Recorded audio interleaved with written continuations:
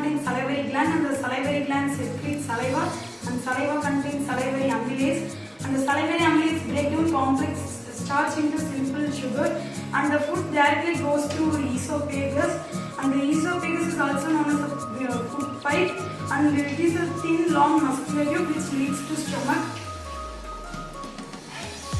After food reaching the stomach, stomach has produced hydrochloric acid, and it has a gastric gland in the wall, which is situated in the walls of stomach.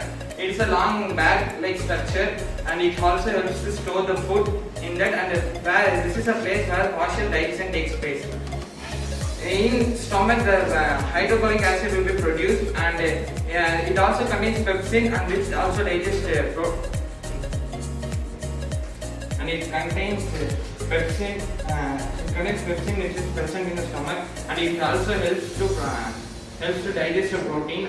After digesting, it will be in acidic medium, but it should be when pancreas pancreatic juice react to it should be in alkaline medium. So while it reaches to the spinaceal muscle, after that from the liver bile juice will be secreted, which helps to digest the fats.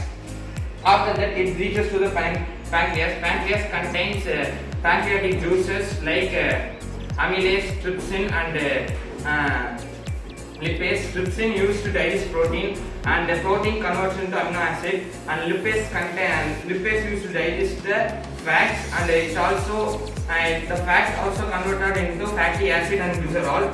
And after that, amylase used to digest carbohydrates, and it also turns carbohydrates convert into in the form of glucose.